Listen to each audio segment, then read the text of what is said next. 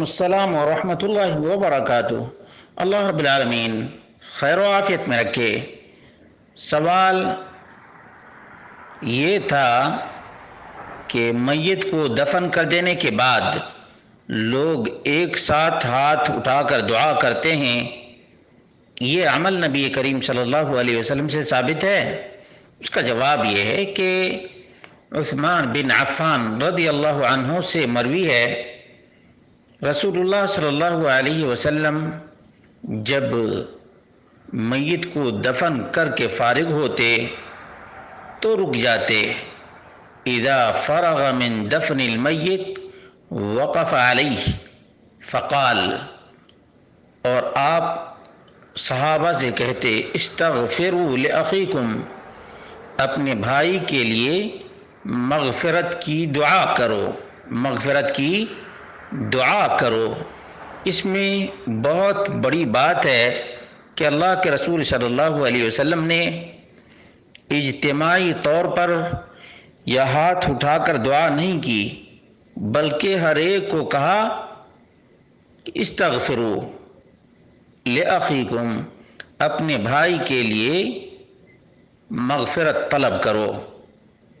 اگر اللہ کے رسول صلی اللہ علیہ وسلم اجتماعی دعا کرتے تو حکم دینے کی ضرورت نہیں تھی، آپ دعا کرتے جاتے اور سب لوگ آمین کہتے جاتے، لیکن ایسا کچھ بھی نہیں فرمایا، بلکہ یہ کہا کہ تم سب لوگ اپنے بھائی کے لیے دعا کرو۔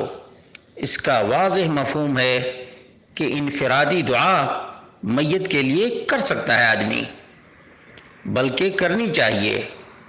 وَسَأَلُوا لَهُ التَّثْبِيتَ، اور اس کے لیے ثبات قدمی کی دعا کرو، اللہ رب العالمین سے دعا مانگو کہ اللہ اس بھائی کو سوال کے وقت ثابت قدمی عطا فرما۔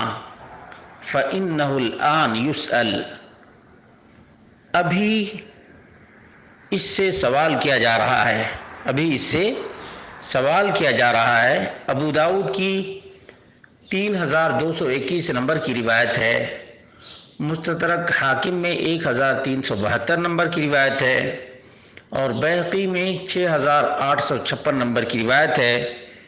شیخ الالبانی نے صحیح الجامع میں اور صحیح الترغیب و ترہیب میں صحیح قرار دیا ہے۔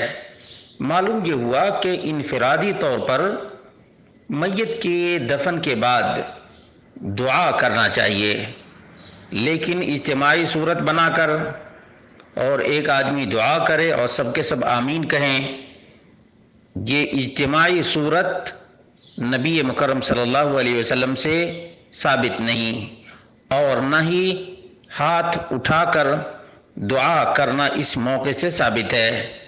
اس لیے اجتماعی صورت بنانا اور اجتماعی طور پر جیسا ماحول اور رواج بنا رکھا گیا ہے، یہ نبی مکرم صلی اللہ علیہ وسلم سے ثابت نہیں ہے۔